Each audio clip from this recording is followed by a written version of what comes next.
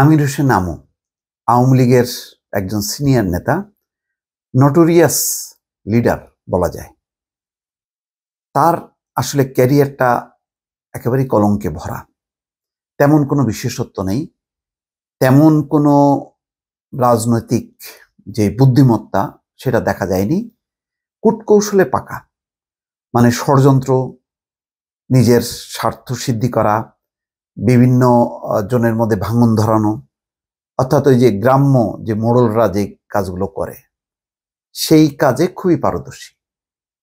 এছাড়া আওয়ামী লীগের জন্য সে কোনোভাবেই একটা অ্যাসেট না। মানে আমির হোসেন আমু একজন সিনিয়র নেতা, তিনি দলকে চালাতে পারেন এমন ক্যারিশম্যাটিক কোনো ইমেজ নাই। ভালো বক্তৃতাও তিনি দিতে পারেন না, এবং ভালো যে তার জ্ঞান গরিমা আছে সেটাও কিন্তু কখনো দলের ভিতরে শোনা যায় না। কিন্তু তারপরও আমু ভাই আছে, আমু ভাইকে দিয়ে অনেক কাজ হয়। আমু ভাই সেই সুযোগ নিয়ে তিনি তার আখের গোছান। এখন এই বর্ষিয়ার নেতা কোথায় পালায় আছে কেউ জানে না, তার পালানোর কথা না। কিন্তু শেখ হাসিনার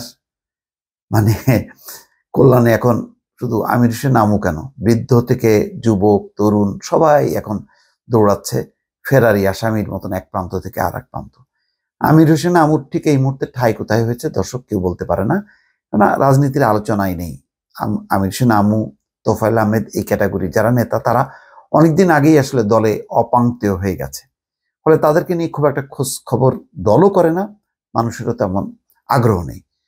কিন্তু এই আমির হোসেন আমু তার ঝালকাঠি একেবারে জ্বালায় পোড়ায় ছারখার করছে। যতক্ষণ সে তার কোনো পদ পদবি বা হাসিনার কাছে গুরুত্ব থাকুক আর না থাকুক, যতটুক তার ক্যারিয়ার, যতটুক তার ক্ষমতা, সেইটা দিয়ে কিন্তু একেবারে সে ঝালকাঠির একটা বলতে গেলে একটা গডফাদার একদম।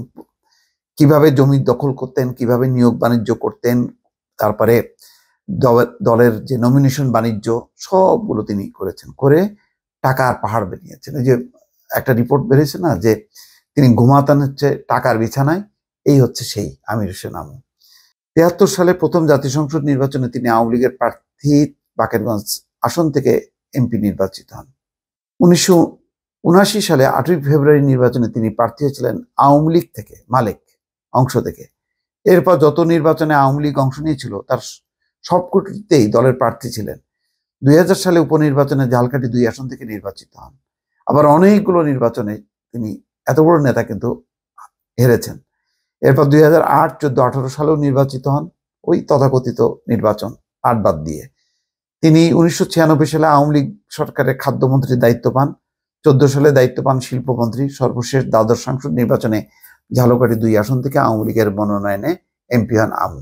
ঝালকাঠি জেলা বিএনপির সদস্য সচিব সাজাদ হোসেন জানান, গত ১৬ বছরে সব সামাজিক রাজনৈতিক সংগঠনকে কুক্ষিগত করে রেখেছিল আমির হোসেন আমু। নৈশ প্রহরী অর্থাৎ নাইট গার্ড থেকে শুরু করে সব চাকরিতে আমুকে টাকা দিতে হতো। বিএনপি নেতা কর্মীরা বাড়িতে ঘুমাতে পারেননি। গত ৫ই আগস্ট ছাত্র জনতার অভ্যুত্থানে আওয়ামী লীগ সরকারের পতনের পর শেখ হাসিনা দেশ ছাড়েন। এরপর আমুর ঝালকাঠির বাড়িতে বিক্ষুব্ধ জনতা হামলা ও অগ্নিসংযোগ করে।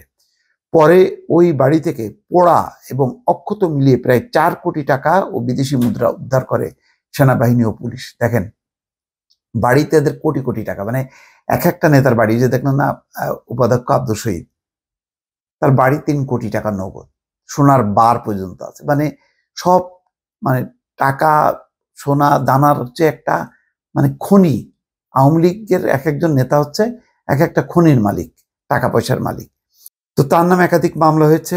18ই August Bangladesh financial intelligence unit BFIU নির্দেশনায় তার ব্যাংক হিসাব জব্দ করা হয়। তার পরিবারের সদস্যদের মালিকানাধীন ব্যবসা প্রতিষ্ঠানের ব্যাংক হিসেবে লেনদেনও স্থগিত করা হয়েছে। জমি দখলের নেশা, তার নেশার মধ্যে আছে ওই যে গ্রাম্য, বলি না, গ্রাম্য মাতবরদের মতন তার কূটকৌশল। তো তার ওই দৃষ্টিভঙ্গিটাও ছিল তেমনটাই, যার জন্য গ্রামের এলাকার জমি জমা দখল করা। ব্যক্তি মালিকানাধীন জায়গা দখল করে আমির হোসেন আমু নিজের মা বাবার নামে আকলিমা মোয়াজ্জেম হোসেন ডিগ্রি কলেজ প্রতিষ্ঠা করেন। পরে ২০১২ থেকে ১৬ সাল পর্যন্ত স্থানীয় বাসিন্দাদের কাছ থেকে প্রায় 6 একর জমি জোর করে নামমাত্র মূল্যে লিখে নেন। ভুক্তভোগীদের মধ্যে 5 জনের সঙ্গে কথা বলেছে প্রথম আলো। তারা বলেছেন আমু নিজেই পুলিশের ভয় দেখিয়ে লোক দিয়ে জমি দখল করতেন। এগুলির মানে একটা ইতিহাস, আওয়ামী লীগের এক এক নেতা, তাদের লুটপাট, তাদের কলঙ্কের ইতিহাস, এগুলি শেষ হবে না। দর্শক ভালো থাকবেন, আল্লাহ হাফেজ।